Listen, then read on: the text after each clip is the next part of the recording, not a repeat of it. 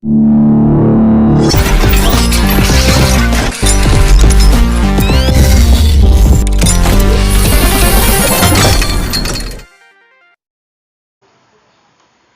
guys! Welcome to my vlog.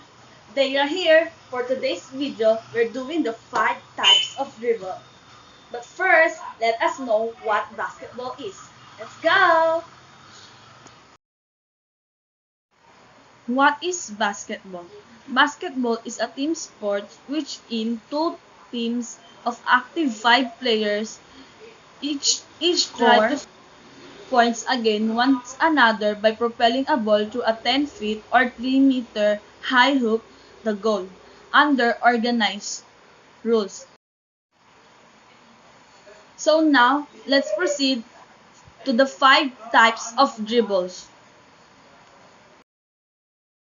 First, let us know what is controlled dribble. Controlled dribble, when the defender is up close on you, keep in somewhat crouch, bend over position, keep your body between the ball and the defender, keep the ball loaded to the floor behind a close to your body. Keep your other arm straight out in the front of you as a guard against the defender. So, let us see how James Patrick do this. Let's go! Bass in your face.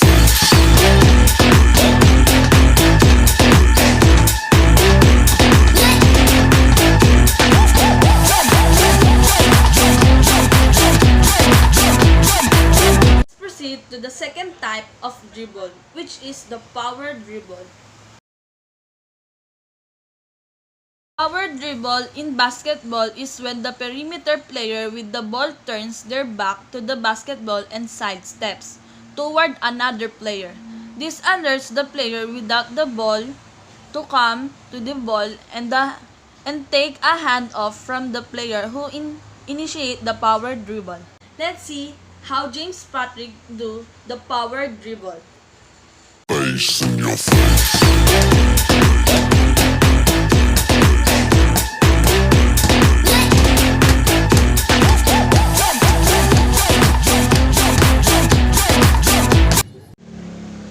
So now, let's proceed to the third type of dribble, which is the crossover dribble. A crossover dribble is a basketball maneuver in which a player dribbling the ball switches the ball rapidly from one hand to another to make a change in direction. If the defender is decisive, the player can then switch the dribbling with the right hand and surpass the defender. Let's see how James Patrick do the crossover dribble. Bass in your face.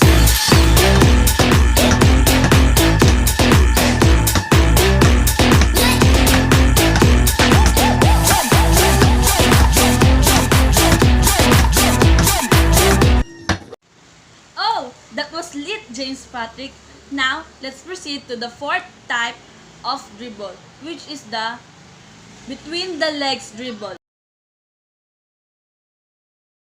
Between the legs dribble is an advanced dribbling move involving a player moving the basketball from one hand to another by bouncing it between their legs. This is a great way to keep the basketball protected from your opponent while changing direction. So again, let's see James Patrick how to do the between the legs dribble. Bass in your face. The fifth type of dribble, which is behind the back dribbling. Behind the back dribbling in basketball is a type of ball handling. The move occurs when a player dribbles the ball behind their back from one hand to another. The behind the back dribble can be used to keep the ball away from the opponent and move the ball from one hand to another. So now, let's see how James Patrick do the behind the back dribbling. Bass in your face.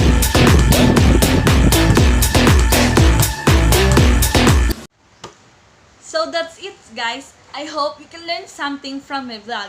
That is the 5 types of revolt. Thanks for watching. Bye guys!